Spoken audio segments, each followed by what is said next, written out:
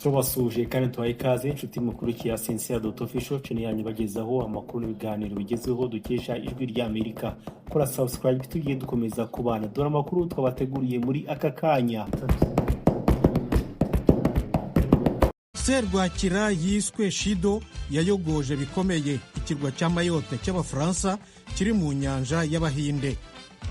Twagize ubwoba bwinshi kubera ko cyane ngiye n'u Rwanda rero ndibonye ubundi nabibonaga mu mafilme urumva twatangiye kwiyambaza iyo mu ijuru nyine tubakimanuka bari gutyaha byacu. Uyu ni umunyarwandakazi witwa Bahati Joseline uba muri Mayotte.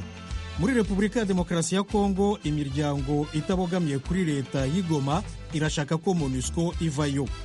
Perezida wa Ukraine Volodymyr Zelensky yemeza ko abasirikare ba Korea ya ruguru barenga 3,000 bamaze kugwa no gukomerekera mu ntambara mu karere ka Kursk mu Burusiya. Naho hano muri Leta Zunze Ubumwe za Amerika, Perezida Joe Biden yagabanyije igihano ku banyururu 37 muri 40 bari barakatiwe urwo gupfa ku rwego rw'igihugu. Izo zari ingingo z'ingenzi, amakuru arambuye ni mu kanya gato cyane. Mbahaye ikaze kuri radiyo yanyu Ijwi rya Amerika.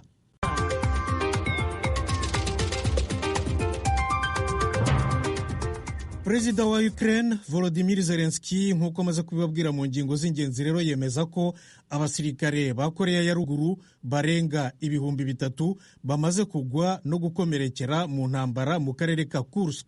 Mu kwezi kwa munani muri uyu mwaka Ukraine yafashe agace gato k'ubutaka bw'Uburusiya mu karere bahana imbibi ka Kursk mu majyepfo y'uburengerazuba bw'Uburusiya. Ukraine ivuga ko yigaruriye ahantu harenga kilometero kare 1,000. Ni ubwa mbere nyuma y'intambara ya kabiri y'isi yose agataka k'Uburusiya gafashwe n'igihugu cy'amahanga. Korea ya ruguru yohereje mu Burusiya abasirikare bagera ku 12,000 nk'uko Ukraine, Korea y'Epfo na Leta Zunze Ubumwe za Amerika babyemeje. Muri uku kwezi kwa 12 Uburusiya bwabohereje ku rugamba by'umwihariko i Kursk. Mu butumwa yanyujije ku rubuga X yahoze ari Twitter, Perezida Zelensky yatangaje rero ko ingabo ze zimaze kwicamo no gukomeretsa abarenga 3,000. Korea y'Epfo yo yatangaje ko abasirikare ba Korea ya ruguru baguye cyangwa bakomerekeye mu ntambara y'i Kursk bamaze kugera byibura ku 1,100. Perezida Zelensky na Korea y'Epfo bavuga kandi ko Korea ya ruguru irimo yitegura kohereza mu Burusiya abandi basirikare b'inyongera n'izindi ntwaro.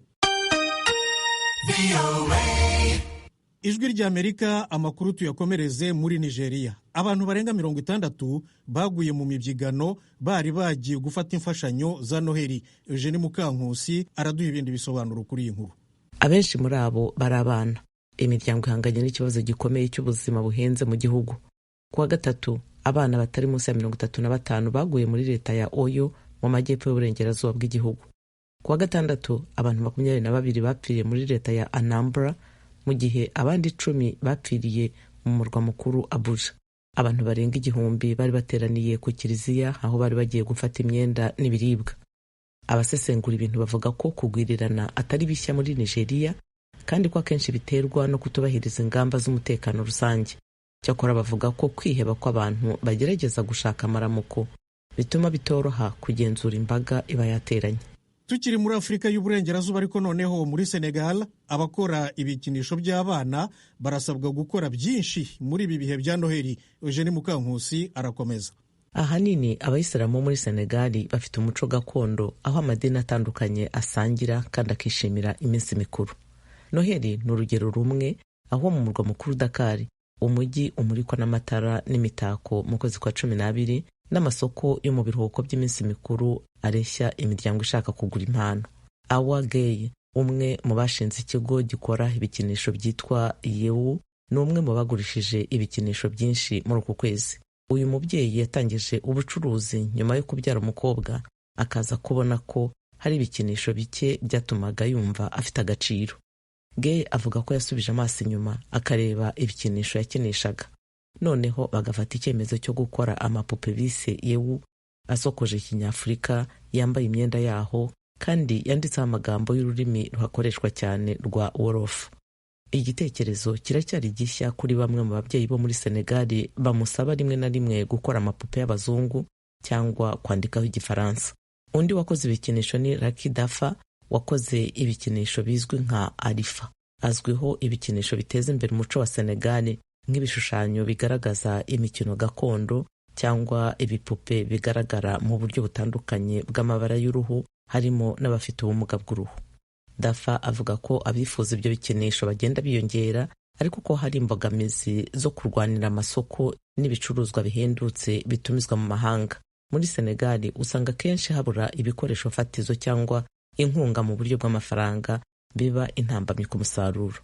radiyo ijwi ry'Amerika. Noneho tunyarukire muri Zambia. Polisi yataye muri yombi abagabo babiri bakekwaho ibyo yita gushaka kugirira nabi umukuru w'igihugu Perezida Hakainde Hichilema bakoresheje amarozi. Eugenie, byifashe bite?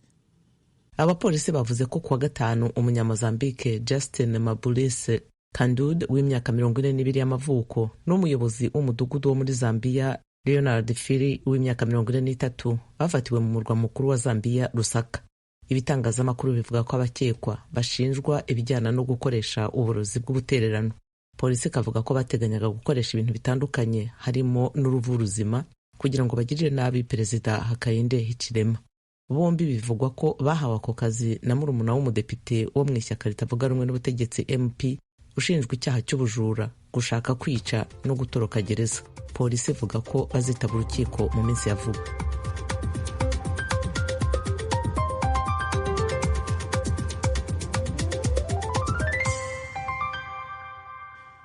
Mukomeje kumva radiyo ijwi ry'Amerika ivugira Washington DC mu Kirundi n'Ikinyarwanda. Mudusange no ku rubuga rwacu rwa internet wa/akadomo radiyo yacu voa.com, kuri YouTube na Facebook n'izindi mbuga nkoranyambaga zose VOA radiyo yacu.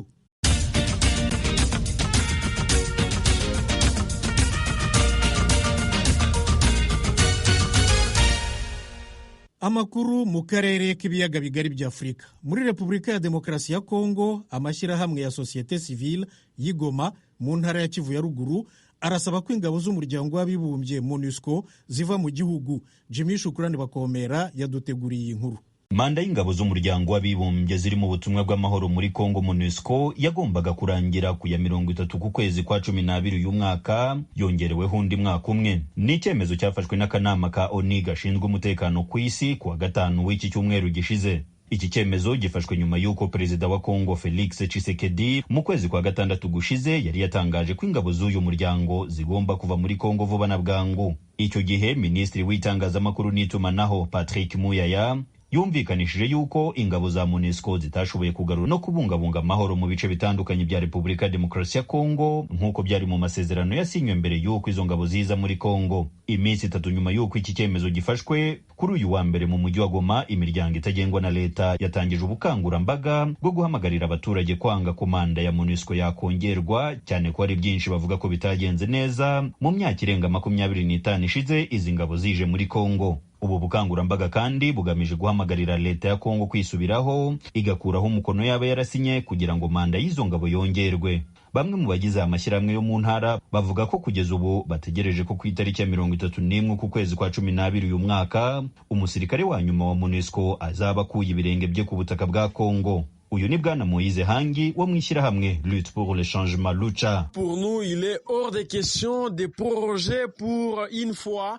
Ntitwemeranya n'icyemezo cyo kongerwa kwa manda ya MONUSCO. Ntabwo bashoboye gukora ibyo twifuza twebwe nk'abaturage, cyane kugarura amahoro n'umutekano. MONUSCO ntituyishaka kuko tubona ari ba mukerarugendo. Abandi bagize mu mashyirahamwe bavuga ko batunguwe no kubona leta ya Kongo nayo yemera ko manda yongerwa kandi ubwayo ariyo yategetse ko zikivamo. Denis Cicero Maombi ni umuyobozi w'ishyirahamwe Société Civile Républicaine du Congo, ishyami ryo mu mujyi wa Goma. Cela vient d'augmenter encore beaucoup plus de problèmes au sein de la communauté parce que ibi birateza ibibazo byinshi mu baturage kuko ntabwo twari twizeye ko icyemezo nk'iki gishobora gufatwa. Icyo twari twiteze no ko ingabo za MONUSCO tutazongera kuzibonaho kuva mu kwezi kwa mbere gutaha. Twatunguwe no kubona zongererwa undi mwaka kuri manda yabo. Sinzi ko twebwe dushobora kubyihanganira. Ubwo nyine urumva hari ikigomba gukorwa vuba na bwangu. Icyo twasaba ni uko izi ngabo zikomeza ibikorwa byazo byo kuva mu gihugu buhoro buhoro.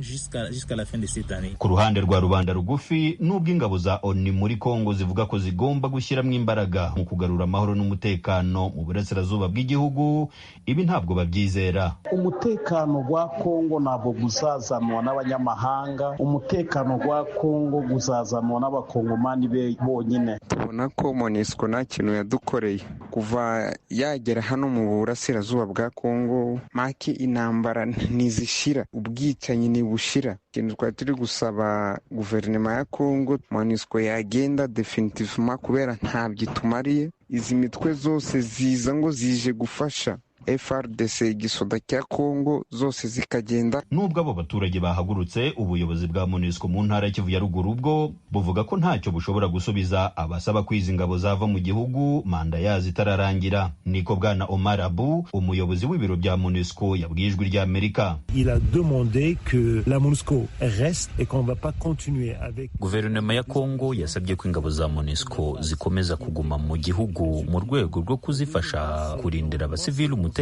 no kurangiza imitwe yitwaje intwaro. Ntabwo rero turi ahangaha ku busa gusa, hari icyo guverinoma yabonye ko dushobora kuyifasha, niyo mpamvu turi ahangaha. Ibikorwa byo kuba ingabo za MONUSCO zigomba kuva muri iki gihugu ku itariki 30 ntabwo bishoboka. Dukeneye ubufasha bw'abaturage kandi turasaba abaturage kutarakarira ingabo za MONUSCO.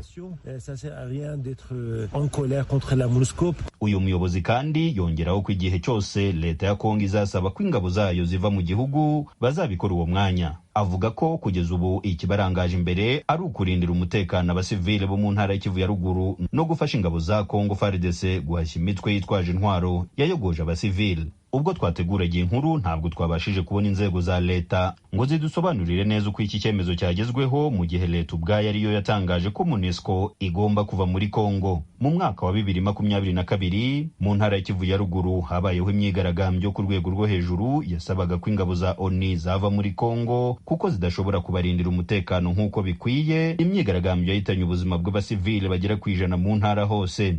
Nubwo bimeze bityo, mu ntara ya Kivu y'Epfo ntihakibarizwamo ingabo z'umuryango w'abibumbye. Izi zahavuye kuva mu kwezi kwa 6 uyu mwaka. Jimmy Shukrani Bakomera, Ijwi ry'Amerika, Igoma. Tuve muri Repubulika ya Demokarasi ya Kongo tujye mu Burundi. Inama nkuru y'umutekano yatangaje ko abanyeshuri barenga 160 bahagaritse amasomo. Zimwe mu mpamvu iyi nama yagaragaje mu ibaruwa iherutse kwandikira President Evariste Ndayishimiye n'ubukene bwugarije imiryango, ubucya bw'abarimu no kuba ababyeyi n'abarimu muri rusange batakita cyane ku burere bw'abana bari mu mashuri. Ni inkuru yateguwe n'Ijwi ry'Amerika ifatanije n'abanywanyi bayo mu Burundi, murayigezwaho na Thierry Ndayishimiye uri i Kigali mu Rwanda. N'ubwa mbere umunyamabanga ntahegayezwa w'inama nkuru y'umutekano yandikira umukuru w'igihugu ari nawe ayirongoye amushikiriza impungenge zivuye ku rugero rw'abanyeshuri batishuri. Ubwo rwandiko rwemeza ko igice ca mbere c'umwaka kitararangira hamaze guheba abanyeshuri bagera ku 161 n'amajana 823. Inama nkuru ijejwe umutekano imenyesha ko bituma abanyeshuri baheba harimo ubukene buhanze imiryango, abigisha badakwiye no kutitaho indero y'abanyeshuri, ibibuze mu babyeyi n'abajejwe intwaro. Ababyeyi bo mu ntara ya Rumonge baremeza ko urwo rwandiko rutarira busema. Niko abana benshi baraheba amashuri kandi ku murindi udasanzwe. Turabibona nk'abavyeyi turereye ngaha nyine, ugasanga nk'abana muhira ntibari kw'ishuri. Mujewe bose barayahevye. Uyu muvyeyi twahuriye mu Rumonge aremeza ko inzara n'ubukene ariyo mvu nyamukuru yo guheba amashuri ku banyeshuri batari bake. None waraye ubusa wo kurikira mu ishuri ga mumenyesha makuru ibikunda. Igihe rero hari ubukene mu muryango no kuvuga byose biba paralize, byose ntibikunda, no kuvuga ubuzima burahagarara. Mbere unashima akarorero kagaragara mu minsi iheze babona yuko abanyeshuri bari bakubise umukuku bagenda i Tanzania kurondera ubuzima, amashuri baraheba kubera iki? Inzara n'ubukene. Uyu muvyeyi nawe afise abana 3 baheruka guhebera ishuri icarimwe. Ntiyemera ko inzara n'ubukene ari byo byonyene gusa bishobora gutuma umunyeshuri aheba amashuri. Ubukene bwibonekeza mu bisanzwe, je sinovuga hanini ngo gica gituma abana baheba ku ishuri. Ubugaba bw'umunyeshuri ntibovuga ngo barabuze ikibigisha cyangwa ngo yari inzara, n'abana bashaka kugira ubugaba bakabiheba tambo yumvikana itumwe baheba ku ishuri.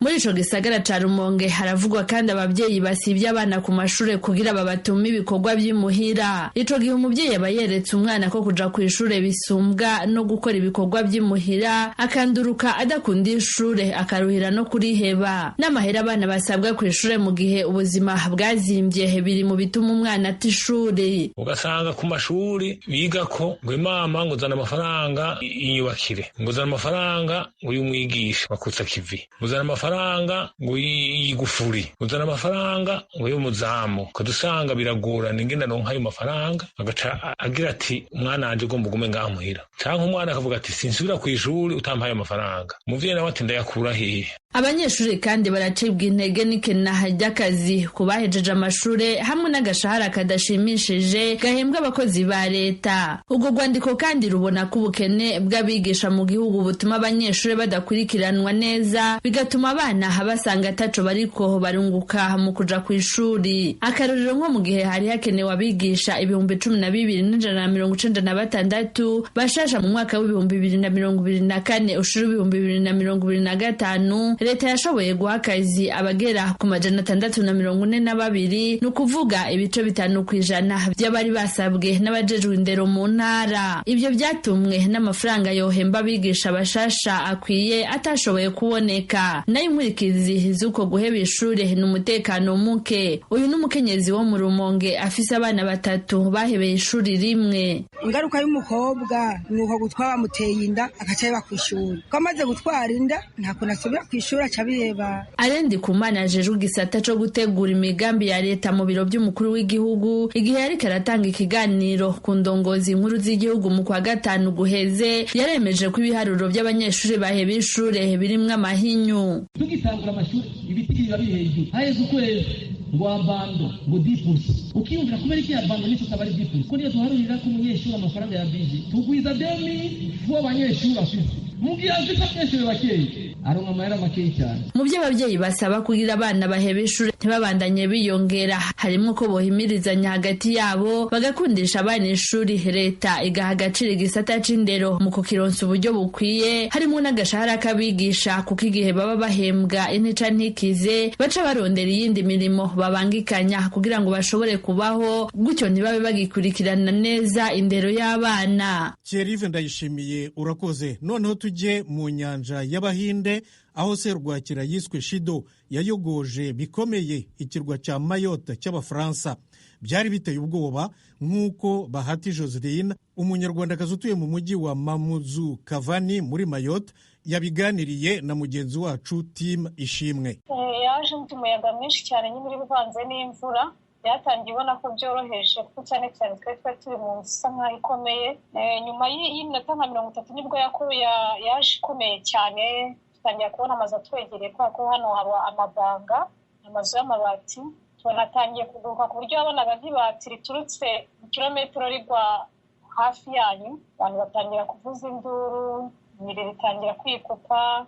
Wamaze umwanya muremure rwose wari umeze nabi, biragwa.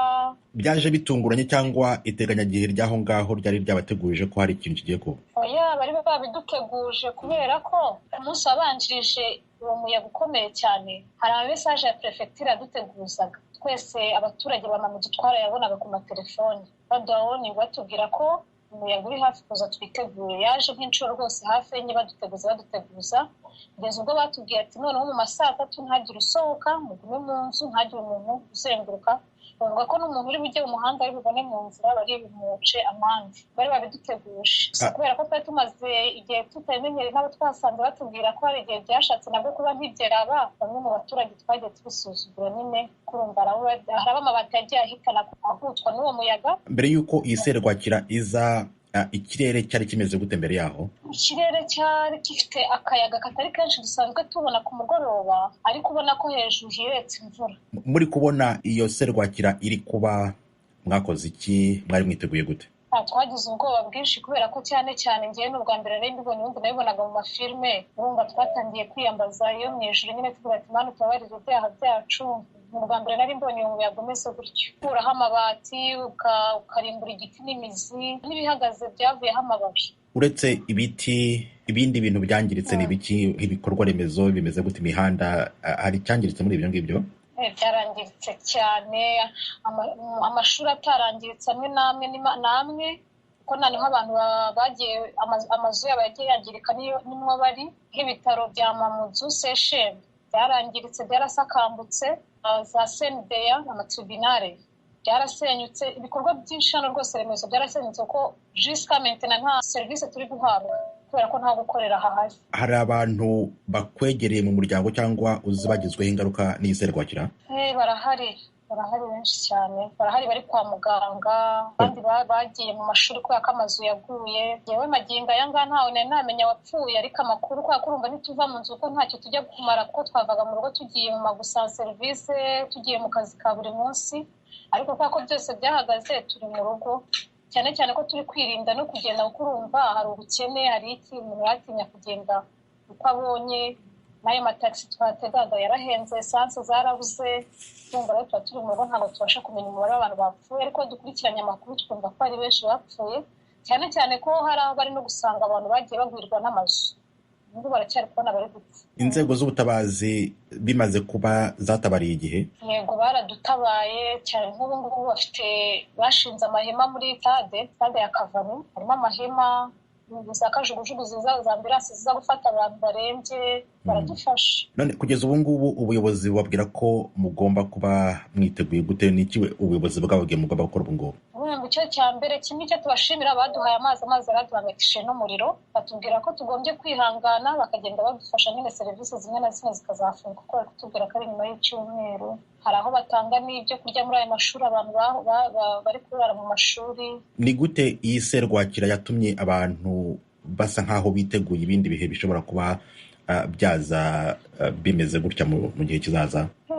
Serwakira yadushubije ku murongo, bituma twese tuba abana b'Imana kuko twabonye ko igihe icyo ari cyo cyose ikintu cyakubaho kandi ugapfa, byatumye urumva nk'ubu ngubu ibintu byose bya hano guhembwa ni kuri banki. Urumva igihe cyarageze tubura n'amafaranga yo kuba twajya guhaha kuko amashopo amwe yarafunguraga, ariko bigasaba kuba ufite amafaranga mu ntoki, amakarite ntaba ari gukora. Urumva rero byagiye bidushyira ku murongo ko dushyira kuri banki kandi tukayabika, kandi tugahora twiteguye igihe batubwiye ko hari ikintu kigiye kuba tukagitega amatwi, kubera ko urumva twari twabinegirije tumva ko ari ibintu bisanzwe biri aho ngaho. Ntabwo twumvaga ko umuyaga waza ugakura abantu mu byabo, abandi bagapfa, serivisi zigahagarara igihe kingana gutya, ariko ubu ngubu twabonye ko byose bishoboka, byatwigishije kuba twagira icyo tuba dufite mu nzu. Ndagushimiye cyane kuba wemeye kuvugana n'Ijwi ry'Amerika.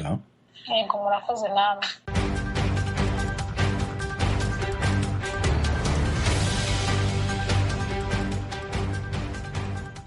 radiyo Ijwi ry'Amerika mu Kirundi n'Ikinyarwanda. Noneho tuze muri Leta Zunze Ubumwe za Amerika.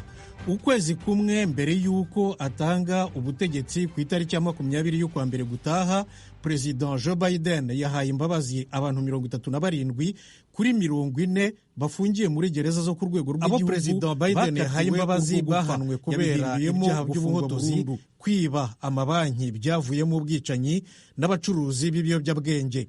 Izi mbabazi za Perezida Biden zivuga ko badashobora kurekurwa ubuzima bwabo bwose uko byagenda kose. Batatu izi mbabazi zitareba bahaniwe ibyaha by'iterabwoba, ubwicanyi bushingiye ku rwango rufatiye ku ibara ry'uruhu cyangwa ku idini, no kwica abantu ikivunge. Aba batatu ni bande? Uwa mbere yitwa Dzhokhar Tsarnaev w'imyaka 31 y'amavuko. Ku itariki ya 15 y'ukwa kane 2013 yateze igisasu mu isiganwa mu kwiruka n'amaguru ryitwa marathon y'i Boston muri leta ya Massachusetts mu burasirazuba bw'igihugu. Cyahitanye abantu batatu, gikomeretsa abandi 264. Uwa kabiri ni Dylan Roof w'imyaka 30 y'amavuko. Ku itariki ya 17 y'ukwa gatandatu 2013 yinjiranye imbunda mu rusengero rw'abirabura b'abamethodist rwitwa Emmanuel mu mujyi wa Charleston muri leta ya Carolina y'Epfo mu majyepfo y'uburasirazuba bw'igihugu. Ararasa, yica abantu 9, akomeretsa undi umwe, bose babirabura. Ubutabera buvuga ko afite amatwara ko abazungu bagomba kuba hejuru y'abandi bantu bose. Uwa gatatu ni Robert Bowers w'imyaka 52 y'amavuko. Ku itariki ya 27 y'ukwa 10 2018 yinjiranye imbunda mu ihekaru ni ukuvuga urusengero rw'abayahudi mu mujyi wa Pittsburgh muri leta ya Pennsylvania mu burasirazuba bw'igihugu, ararasa ahitana abantu 11 barimo n'abari bararokotse jenoside yakorewe abayahudi mu gihe cy'intambara ya kabiri y'isi yose, akomeretsa n'abandi 6. nicyo gitero cy'ishyano ku bayahudi kurusha ibindi byose mu mateka ya leta zunze ubumwe za Amerika. Mbere yo kukigaba, Robert Bowers yari yanditse ku mbuga nkoranyambaga ubutumwa bwuzuyemo urwango rw'abayahudi. Joe Biden yiyamamaje mu 2020 yamagana igihano cyo kwicwa. Akimara kugera ku butegetsi mu kwa mbere 2021, yahise ahagarika kunyonga abagihawe n'inkiko zo ku rwego rw'igihugu. Mu itangazo yashyize ahagaragara aragira ati ariko ntihagire uwibeshya, namagana ababicanyi, nunamira abo bahitanye, nifatanya mu kababaro katavugitse imiryango y'abishwe barimo, ariko nanone n'umutimanama wanjye n'ubunararibonye bwanjye nemera ko dukwiye gukuraho igihano cy'urupfu ku rwego rw'igihugu. Imbabazi z'umukuru w'igihugu nk'izi ntizishobora gukurwaho n'umusimbuye. Nanone ariko ntizishobora kugera ku bantu babarirwa muri iki gihe ku 2,200 bakatiwe urwo gupfa ku rwego rwa za leta. Nta bubasha abifiteho. Leta 23 kuri 50 zigize igihugu zakuyeho igihano cy'urupfu. Kuri 27 zikigifite mu mategeko yazo, 6 arizo Arizona, California, Ohio, Oregon, Pennsylvania na Tennessee zo zahagaritse kugishyira mu bikorwa.